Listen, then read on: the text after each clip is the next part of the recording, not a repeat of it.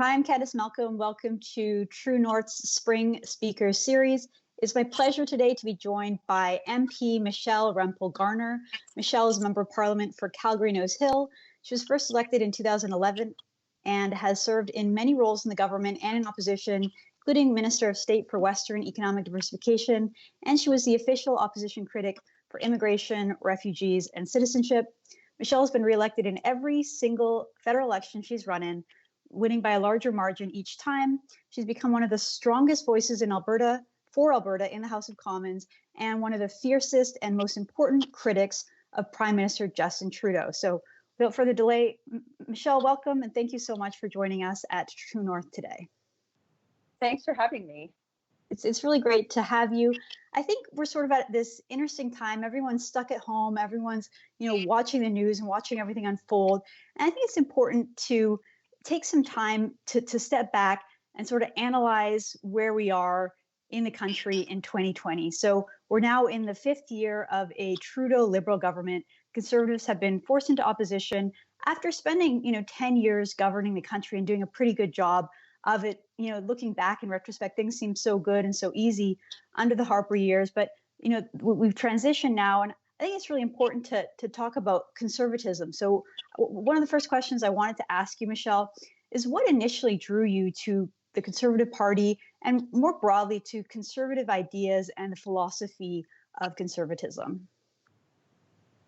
Well, I mean, that's such a complex question, but I think, for me, the broadest principle is that there really isn't an example of any jurisdiction or period in the world where massively planned government intervention-based government has given people more freedom over their lives or more prosperity, right? It's quite the opposite. And I think when you look at a lot of the golden age that we've experienced in humanity recently, and recent generations, have been because we've figured out how to use markets to solve problems as opposed to planned government.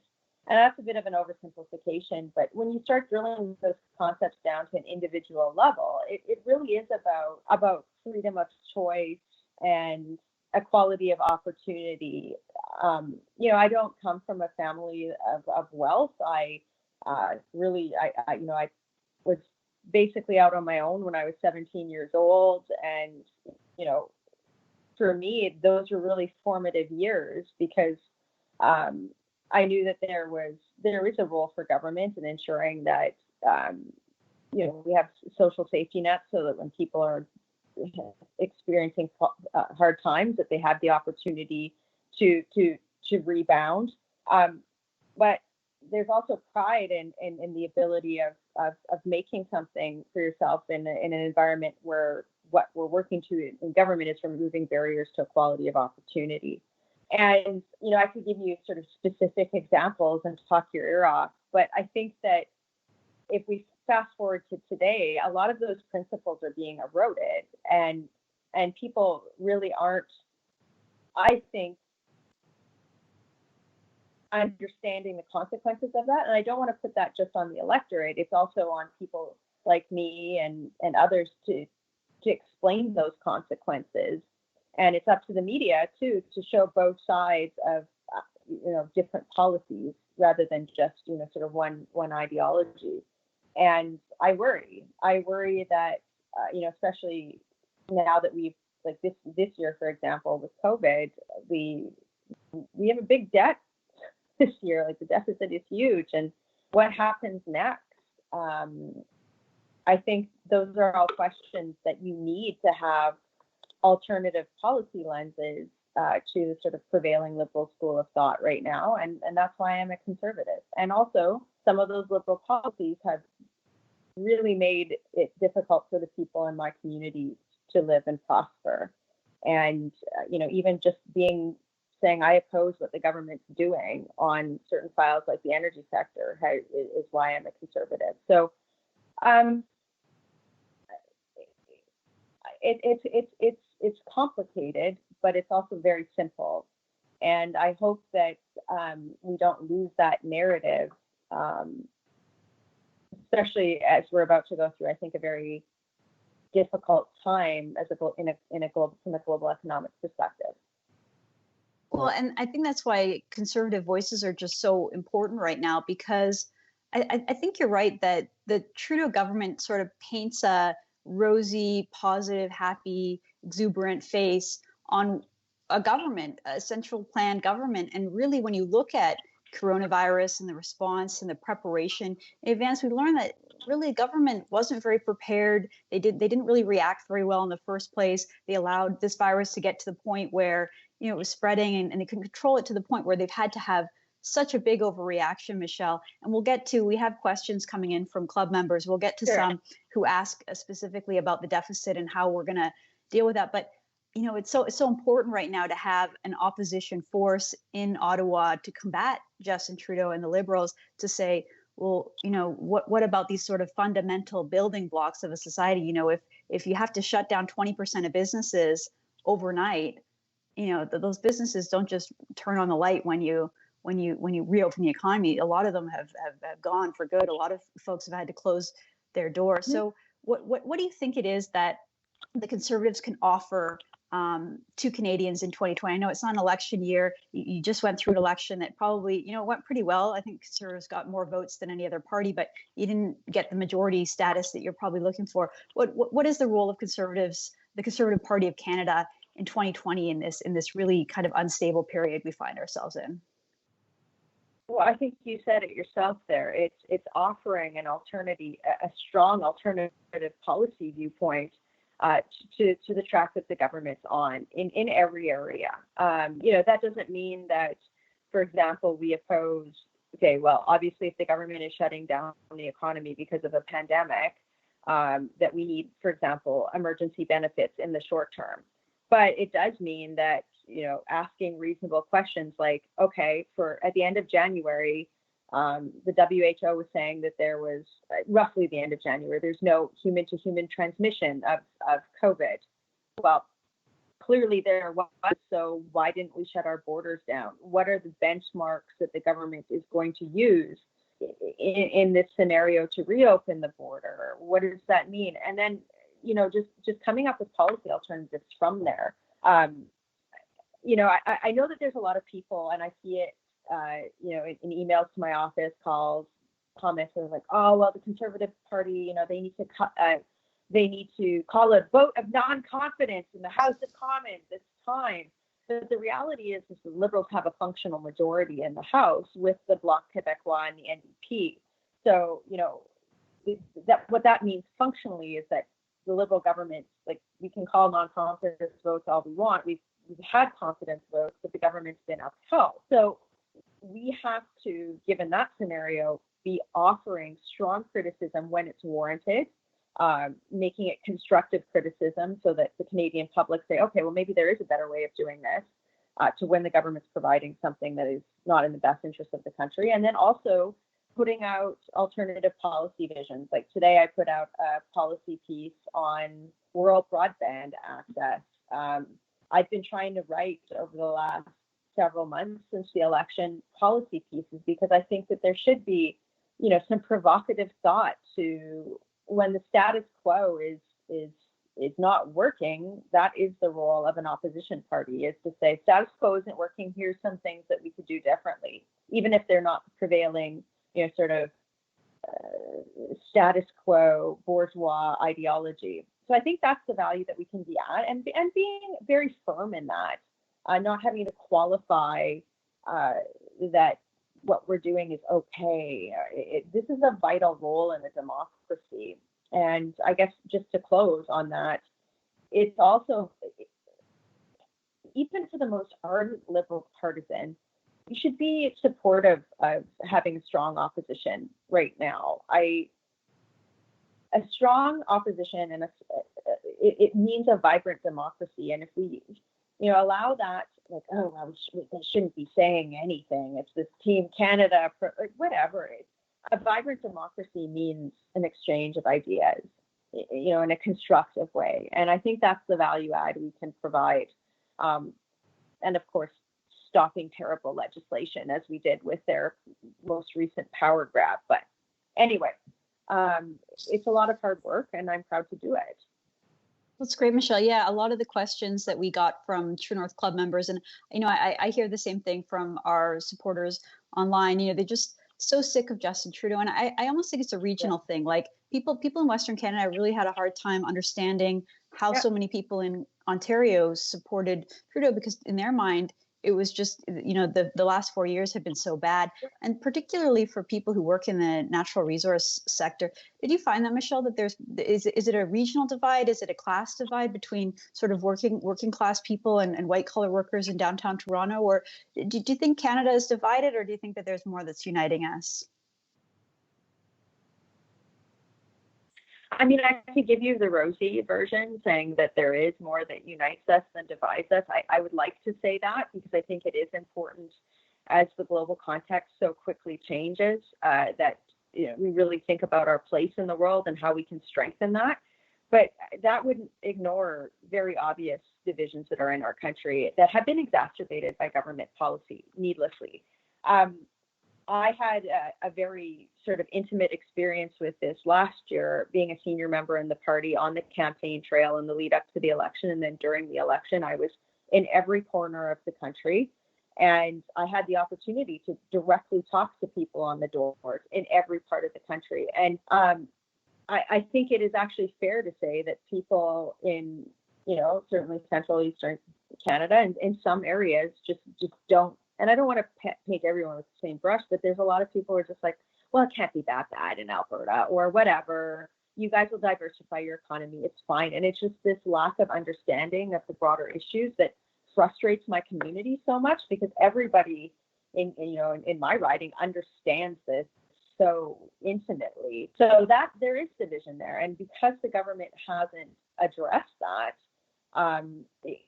you almost ask, like, is this happening on purpose? Is this by design? Because, like, how could somebody or a government be so ignorant in this and in not offering solutions or not even addressing the problem? So I think that it's incumbent upon the Prime Minister, it's incumbent upon the leadership candidates for my party, and it's incumbent upon every member of Parliament and every Canadian to say, look, if these divisions are real, and we have a collective responsibility to address them, not just poo-poo them or marginalized people who feel a certain way. Otherwise, you get these really polarized politics that aren't in the best interest of the country, and you get politicians who work in that scenario because it's the only way that you can kind of punch above the noise. So I do worry about that, and it's not just natural resources versus other. It's also just I worry about, again, the ability to question dogma in the government right now. It's like, just because Justin Trudeau says something doesn't make it true. It doesn't make it right. And there should be appetite and like demand for constructive criticism of the government. And I worry that sort of visceral partisanship that we see on both sides prevents that and causes divisions as well too. But what I hate is when liberals are like, well, we don't do that. I mean, we're liberals, and it's clearly not the case. So I would say we've got some work to do to unite our country for sure. But I think it's an endeavor that's worth addressing. But some of the things that we'll need to do that are tough, and they're not short-term silver bullet fixes. So I'm just doing my best to try and put some thought as to what that looks like, and then hope the Canadians get behind that. That's great. Yeah, I feel like Prime Minister Justin Trudeau is so divisive, and yet the picture that it gets painted of him in the media is sort of, I mean, it's definitely not as bright and rosy as it was at the beginning, Michelle, but they still sort of paint him as this like affable, sort of strong leader that everyone admires. And it's just not the same as the feeling you get when you talk to constituents. We were in Calgary just a few months ago filming a documentary called Crisis in Calgary. And the idea is that if you watch the evening news, what you saw after the election was, angry oil men, anger, the rise of these separatist parties, it just kind of painting it as like a movement of anger. And there was no underlying compassion or understanding of what people are going through. Right. Like anger just doesn't come out of nowhere. It's not like, oh, these people are bitter because they lost an election. It's like, no, these people have lost their livelihoods and their future, and everything that's made Alberta great over the last 40, 50 years is getting pulled out from under them. And there's nothing they can do about it. I mean, it's so frustrating. And obviously, as a representative from Alberta, but I know that you've championed some new initiatives. You put out the Buffalo Declaration, but what do you think the future of Alberta really looks like? What do you think it looks like under Justin Trudeau? And what do you think, is there an alternative vision that we might have for Alberta without a Liberal government? Well, I wrote the Buffalo Declaration, as an Albertan first, because I think that there's just things that need to be said that haven't been said that we gloss over. There are structural issues. There are legitimate sources of anger that, they either get laughed at or poo-pooed, or it's like, oh, well, you guys you don't really feel that way, or that's not legitimate. And I don't know the answer to your question, as in terms of what things look like. I do know one thing, and that's that the people of my province will not accept the status quo. It's just too much, right? And what that response looks like is really in the hands of the leaders at different levels of government. If we are not addressing some of these structural and cultural inequities that exist in our country as it pertains to Western Canada, we're just seeing history repeat itself. And I just think people are tired of that. I get everything. The response that I get to that question is everything from, I'm just moving, like, I don't want to stay in Canada anymore, to and that makes me so sad. Like people that, like, really highly skilled professionals that, like, they just can't find work, and they're like, I don't want to wait it out, right? To people who are just like, I don't see a political option right now for me. So it's incumbent upon each of us to be offering answers to those questions. I have to believe that the federal government gets this and isn't so callous that they're just writing our province off, but their actions speak otherwise. So I don't think it looks great for Alberta under a Liberal government. If it, like, where is their plan? Where is their, like, positive hope for my province? It's just like, oh, we're just going to kill your industry and leave you to fend for yourself. We're also going to continue to harvest money for equalization, right? That's not an acceptable outcome. I think, Premier Kenney has been a pressure release valve in certain areas within his jurisdiction on some of this, and I applaud his efforts.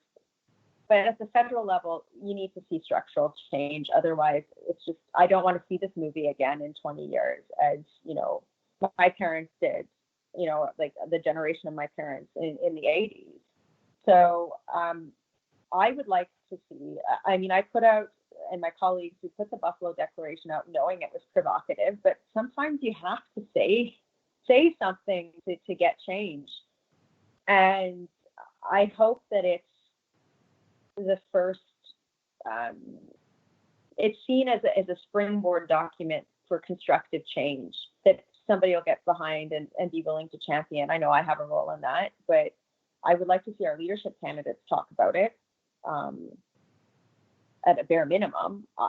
For me, as an Alberta MP, it is not enough for a leadership candidate of the Conservative Party of Canada to say our policy for Alberta is, scrap Bill C-69 and C-48. Important, but that's not going to change the generational structural issues that we have with our province. And so stay tuned, but I will say this, the province isn't going to allow the status quo to continue. And I would like to have that action be in the best interest of Canada and all of our residents, and managed in a productive, prosperous way. But something will happen. Yeah, it kind of goes without saying that if it was another province in Canada, just never would be tolerated. Like that, they would never demonize the auto industry in Ontario. They would never demonize, SNC-Lavalin in Quebec or any Quebec industry the way that they do with the energy industry in Alberta. And the press and the sort of elites in this country would never put up with, say, a conservative government treating Quebec the way that Justin Trudeau is treating Alberta. So I definitely applaud those efforts. And I want to jump over, Michelle. We have a club member program at True North. So if you join one of our clubs, you get special access to True North content. And one of the perks you get is you get to ask people like Michelle Rempel Garner questions. So we have some questions from club members that I'd like to ask. You were just speaking about the Conservative Leadership Party, and we had a couple questions from that. So I'm just going to read one. I will say, I will qualify that any Canadian can ask me questions, no club membership required. So I have to say that I'm fully compliant with the Accountability Act. But right. Michelle continue. is a civil servant and a representative. But for the purpose of this interview, Michelle, we took questions from those club members. So this one comes from Carol. She says, Michelle, I'm concerned about the lineup of folks running for Conservative leadership. I find that I can't really get behind any of them. I have actually quit donating to the party, but I continue to be a member of the party. Perhaps you can tell us why Peter MacKay seems to be the front runner when, to me, he doesn't really look like a leader. So that's a little bit of a critical question. But what is your take? Do you think that these candidates are just building up steam, or do you think that there's a front runner at this point? I don't know. I don't have access to internal polls and all of those sorts of things. So I actually don't. I couldn't answer that with any level of veracity. Here's what I can say is what I want in a leader of the party. I want someone who is bold and strong and is unapologetic in putting forward a vision for the country that is significantly different from what the Liberals are doing right now. That is transformative and not transactional.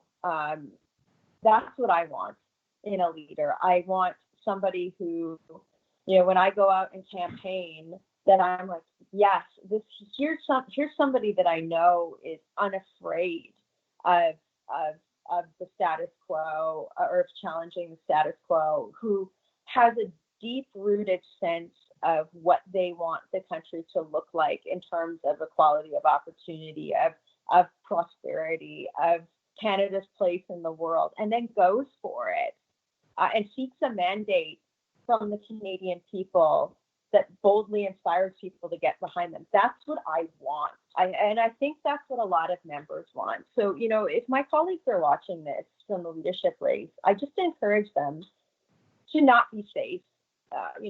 Safety doesn't guarantee a loss, and it doesn't guarantee a win. But boldness and put your chips down. Even if you lose, you've stood for something. And I think that is important for our party at this juncture in its history and at this juncture of our country's history. We need an alternative vision that is strong, that clearly contrasts from where Trudeau's at.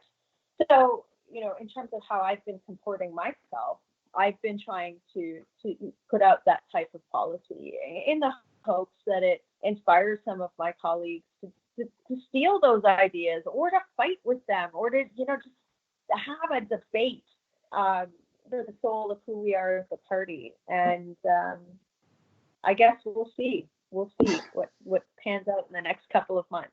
Well, I think that's a great answer. I think that so many conservatives and small C conservatives out there, we want to see our ideas defended. We want to see, my next question is about the state of journalism in Canada. So many times I feel like the media is unfair. Journalists are being unfair to conservatives. And I just want, just for once, Michelle, to see a conservative fight back against a journalist that's being unfair. So the next question comes from Lauren and Donna. And this is the question. I'll read it out, Michelle. It says, in my city, it's impossible to listen to a radio station, read a newspaper, or watch mainstream newscasts that is not 95% against the Conservative Party and what it stands for. In the next election, what will you and other members do to fight this? Journalism today is just a bunch of poorly trained people who use their position to voice their own opinions. And worst of all, most of the time they get the facts right. Thank you, Michelle, and keep up the good work. Okay, so that's a lot. I would say this. I do know that there are good people in the profession who approach issues from a very balanced take. But I will say this. I've noticed, this is just my own sort of anecdotal experience since becoming a member of Parliament. How we consume information has dramatically changed, right? I mean, newspapers, there's not really a thing, right? But getting a newspaper article or an article on a social media platform is, right? And I think what's happened is, as advertising revenue has decreased in that old world, and as traditional media outlets have sort of failed to adapt quickly, and the metric becomes click-throughs and likes and all of these sorts of things in terms of driving advertising revenue, there's become more of like a propensity where you see a lot more opinion and a lot more commentary, as opposed to what I would consider as like either, journalism, investigative journalism. And I think that we can't conflate those two things. Opinion is opinion. Opinion is, anybody can be a columnist. And there's a role for that. I'm not saying that there isn't, but that other side of it, I think, has really decreased in the amount of content that we see. And I think that's fair. I don't want to comment on quantifying bias and all of these sorts of things, but I do have a concern that what the government has done with this bailout fund that they have, and perpetuating that bailout fund, is that they're not addressing this issue, right? They're actually, they could be perpetuating bias by saying that the government gets to select who gets money to be quote unquote journalists, or as this Yates report, this report that the government commissioned that said that the government need to verify who journalists are, what constitutes media. That is beyond the pale. So I think that what's happening is very organic. It's old platforms are dying, and really it's governments that are propping them up. I think people are looking for content where they consume it. And I mean, you're an example of this, right? It's really going to be incumbent upon the public to demand actual journalistic content and not just opinion. And there's no government program or regulation or law that is going to do that. So in terms of what I'm fighting for, when it comes to this, I've always fought against the media bailout. I regularly, I'll be the first one to challenge somebody who does not put out a balanced story and purports that it's like just journalism when it's opinion. I've done that, and I think we are long overdue as a country to say, well, what is the role of, maybe the role of government in funding these organizations needs to be looked at with a very skeptical eye, given that the operating landscape has changed. So I think change is necessary, and I would like to see change. But I also don't think that we have to vilify a profession in doing it. We just have to demand better. That's a great point, Michelle. One of my concerns is that we say, we need to fix this problem, but the government-led solution, like you said, with the bailout, it makes it worse, because I'll give you an example. Now we have this situation where Justin Trudeau gives a daily press conference to a hand-selected number of journalists. He says that this is a replacement for Parliament, so we're not even getting the actual democracy that we're supposed to have. But instead, we have these press conferences, which are pretty much political theater. We did an analysis at True North that found that about 22% of all questions asked came from one outlet, the CPC, which is government funded. As far as independent outlets, the Prime Minister just doesn't call on them. So he gets to choose, his office gets to choose who asks him questions. They come from a highly vetted, small circle. It's so hard for upstart, startups to come in and challenge these big establishment organizations. And then within those establishment organizations, I think this is the point that we got in that question, which is that there's an embedded bias. So sometimes you see an article that's called news, it's called straight reporting, it's not an opinion piece, but there's an obvious slant in the way that they quote liberal activists, quote liberal government, and then don't bother to provide the other side of the story. Or if they do, it's, one quick line that sort of demonizes conservatives. So I feel like the problem is embedded in, and I don't know what the solution is, like you said, because I don't think it's a government-led solution. I think it's more of a grassroots solution, let the market kind of sort it out. But it's so hard when it's not an even playing field. I agree with you. Like, I mean, what that scenario is ridiculous. I mean, Parliament is suspended, and he is completely controlling who questions him, and he should be open to receiving critical questions and tough questions. So I think that we have to ensure that the government that we're asking for as the Canadian public includes a government that is open to scrutiny. I mean, can you imagine if Stephen Harper had done any of this? He, first of all, he wouldn't have. But second of all, it's just so blatant. It's almost audacious and I believe it's Canadians, again, even if you're a dyed-in-the-wool liberal voter, you should be like, oh, this isn't right. I don't like this, because it erodes our democratic systems, and we shouldn't normalize the erosion of democracy. And that's what I do think is happening here. Yeah, I think you raised a good point. It's always important to remember, even when your party's in power and they're doing things, you should remember, like, would I like it if the other party was doing this? Like, how would I feel? And I think Liberals would be wise to consider that. There's a question from Carol, one of our True North members, about the state of our democracy. So we're talking about that. Carol says, how can we put some real checks and balances on the Prime Minister to prevent him being such a loose cannon in destroying our democracy? Elections can't be the only way to keep our democracy a democracy. And I think this sort of goes in line with another question we had about the petition that you recently sponsored, because Trudeau issued an order in council to confiscate thousands of legally owned firearms, and you sponsored a petition that called that undemocratic. So how can we work to restore a greater sense of accountability and a feeling like, Canadians' voices matter in this country, Michelle?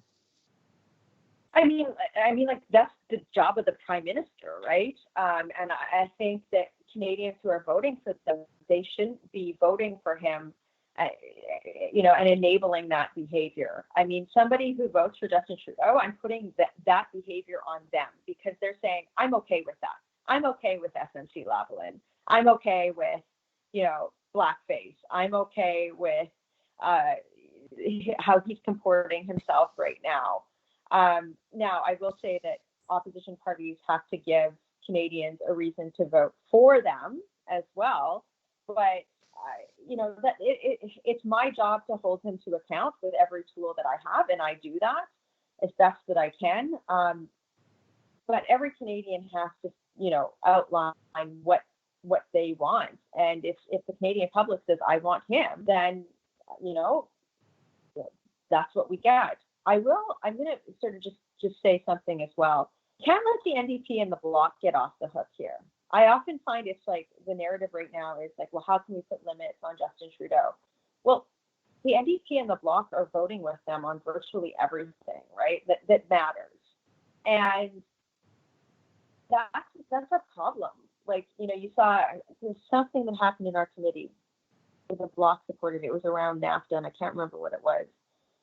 And you're just like, well, why did you prop the government up there? Like, it's like, if we're in a minority parliament, you'd think that we should be working together as opposition parties. We're going to disagree on policy, but we shouldn't disagree on holding the government to account. The other thing is, I think that, I'm now several years into my parliamentary career. It's the role of every member to also ensure that their political party does the right thing. And I mean, I have challenged my party publicly on things before. I try and work internally as much as I can, obviously, but there comes a point where you have to say, okay, well, what's my responsibility here to get my party in the right direction? And I look at the Liberal members that are in there, as much as I look at the Bloc and the NDP. It's like, how can you vote for some of this stuff? The people in the last parliament that that Justice Committee on Jody Wilson-Raybould, the members on there, disgusting. Oh God. So it's a complicated question. Didn't seem like they really cared about justice. They cared more about covering Liberal corruption. So it's not something like, I mean, long answer to the question is it's not something that's like you can just wave a magic wand and legislate morality or, ethics in government. It's got to be something the public actively demands. And if the public sends a signal to the Prime Minister that this is okay, then he'll continue that behavior. But I guarantee you, if the public said, especially his voting base, we're not okay with this, then he would change. So obviously, it's my job to scrutinize the government, to put a magnifying glass on these issues, raise attention to them, fight them. But it's also every Canadian's job as well, too. So yeah, I hope. Challenge for you. Yeah, well, I think, Michelle, I think people who are watching this interview are some of the most engaged Canadians, and so they're the kinds of people that go on and sign petitions and watch Question Period and all that kind of stuff. Thank you. Yeah, so hopefully that gives you some hope. We have a bunch of questions about the state of public finances. So the first one comes from Erwin, who says, with the mess we were placed in due to the massive overspending and the handcuffing of small businesses during this pandemic, what would the CPC do to dig us out of this bottomless pit we find ourselves in? Yeah, I mean, this is a question that we're actively seized with right now. First of all, nobody knows exactly what the economic recovery is going to look like because this has been such a big sort of reordering event, right? From many different perspectives, like there's some economists that argue that as soon as people are allowed out of their house, it's just going to be a V-shaped recovery and everything's going to kind of go back to normal. I'm not so sure about that from the perspective of, I wonder about the retail sector, tourism, hospitality, even commercial real estate. I think that how we work has like actually changed quite a bit in the last few weeks. And I think that the public health implications of the virus are going to be felt for some time to come. So once we understand what that looks like, and once we put policy around it to ensure that recovery is as robust as possible, we can start talking about government revenue. I will say this, at the same time, we also have to very clearly say that this level of government spending is unsustainable, and we have been doing that as a party. I am working with colleagues on significant policy pieces to deal with that exact question. I think there are so many different aspects of it in terms of how we incent people to go back to work in safe conditions, how we look for economic growth opportunities, but at the same time, clearly saying that the level of spending that we have right now is not sustainable. So, you've seen my party leader starting to put some narrative out on this. My colleague Pierre Poilievre, our finance critic, is paving some runway on that, and I'm doing the same thing as well. But again, I would also say that for people, party members who are asking that question, go to our leadership candidates and ask them that. You can also go onto my website and see all the work that I've been doing with regard to this question in the industry portfolio. It's substantive, but I do think that we will have a robust alternative for the Liberals as we start understanding what the economic recovery is going to look like in terms of base level, like when the timing for reopening is happening across the country. Well, let's hope that happens sooner rather than later, Michelle, because I have another question here. The Parliamentary Budget Office is predicting, based on Trudeau's promises and announcements, that the federal deficit in 2020-2021 will be close to $252 billion. So, and that's just what we've spent so far. So if this lockdown continues, who knows? But the question is, how would we possibly be able to borrow that much money? And how will we ever pay it back? Will the government have to resort to printing money? Do we risk another situation like we saw in the 90s where Canada almost defaults on its debt? How scary is that financial cliff? Is it something you think we can overcome, or is it something that needs immediate action? It needs immediate action. Something I should have said in the last answer to the last question was in late March, I put out a piece, and I mean, this is several weeks ago now, saying how do we safely reopen the economy in light of this virus. And it was a substantive piece of policy that basically said mass lockdowns are not sustainable in any way, shape, or form. So how are we coming up with safe working environments, testing, ensuring that we have adequate healthcare capacity. And I think, I have to give the provincial governments a lot of credit because they've been dealing with those questions about how, like, to manage healthcare capacity, working towards a therapeutic, all of these sorts of things.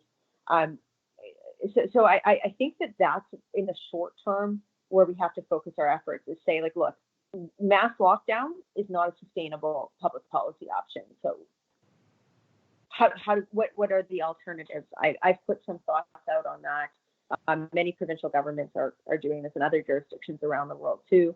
And then from there, it's what worries me is that, and I'm not saying the Prime Minister has done this, but there's some, opinion articles that are saying, like, well, maybe we should just turn the CERB into the Canadian Emergency Response Benefit into a permanent program, regardless of the status of the virus. And I'm going, whoa, that's a big program there. That's a lot of debt. So I think it's important for us to say our number one goal, obviously we want it right now, is keep people safe and healthy. We also have a dual responsibility of saying, how do we get people back to work? How do we allow small businesses to open in the context of safety, of course, but like, this scenario can't continue forever. And then I think what, your reader's question really underscored is that this is not sustainable. It is not acceptable to be running these deficits. You can't, like, we will be paying for this. The figure I saw was, so far the government's already added another $10,000 worth of debt for every Canadian, and that's insane. So, including my 1-year-old son. So it gives future generations an undue burden, I think. And just briefly as well, the basics, the federal government has to table a budget. He was asked, I think it was yesterday, when are you going to table a budget? And he's like, well, I'm not sure. We don't know. How can you even borrow money if there isn't who's going to lend you money at favorable rates if you don't have a financial plan for the country? So in the short term, we also have to pressure the government to ensure that there's accountability in Parliament and that they are tabling a budget or a fiscal update. You mentioned that the lockdowns are unsustainable. I know a lot of people are feeling like a little stir crazy. They want to get out and work. Especially young people, I think that, they just graduated and they want to get out there and get some experience. What we're also seeing is really, what I see is like an overzealous response by local officials, bylaw officers, sometimes police. So one of our readers also asks, why won't the Conservative Party go to bat for Canadians who have been severely chastised by municipalities and given large fines or penalties undeservedly just for going outside? What are your thoughts about the Conservatives going to bat for some of these? I mean, we've seen crazy stories, Michelle. A guy eating a burrito in a park in Calgary gets a $1,200 fine. A family rollerblading here in Toronto gets a fine, $800. I mean, it's ridiculous. I mean, how I've always dealt with issues that are in other levels of government is by keeping an open door policy with the officials from those levels of government in my riding. So, for example, my riding touches on 3 city wards in Calgary and 5 provincial ridings. So I'm always in touch with my colleagues at the provincial government, at the municipal government. And when I see, things happen, my first response is to go to them and you just say, like, come on, this is like, I'm getting heat, like, think about this, right? And then it's up to them to respond and say, like, why is this happening? I think that there's a lot of Canadians that are demanding consistent standards that are common sense for distancing, and we are seeing governments move on this. I just, I share frustration on that, but I have seen movements in the last few days as Canadians have just started to say, like, okay, this is ridiculous. I will say this, I think it is important. We don't know. There's so many things that people say they know about this virus, but the reality is we really don't know. And I want to make sure that as medical researchers, especially in our country, are doing research on the virus and coming up with the data that we need to inform long-term public health responses, that people are just using caution and common sense. Wearing masks, homemade masks. I can't believe it took us so long to say that was helpful. Obeying the rules that especially provincial governments have outlined, and then taking those guidelines that are out there, even if they seem ridiculous, being cognizant of them, and then if they are ridiculous, raising them in the public, as many people have been doing. And I think that's how we're changing. Nobody's going to be perfect on this because we haven't had a pandemic in some time, thankfully. And I would also say that it's going to be really important for us as legislators to make sure that we have a response in place so that this doesn't happen again, that we aren't caught flat-footed, that we are, we're absolutely prepared the next time something like this happens, and that Canadians have to go through this again. Well, absolutely, Michelle. I think Canadians are lucky to have someone like you in the federal government keeping an eye on things for us and, making sure that the Liberals don't get away with too much. So thank you so much for all the work you do on a daily basis. And also thank you for joining True North Speaker Series. Hopefully one day we can do it in person once all these crazy lockdowns and pandemic ends. Yeah, my best to your listeners, and thanks to them for, just being really, to all Canadians, for being generally good and decent people during a very difficult time. So thank you to them, and I'm always available. Great. Thank you so much, Michelle. It's been a pleasure. Thanks.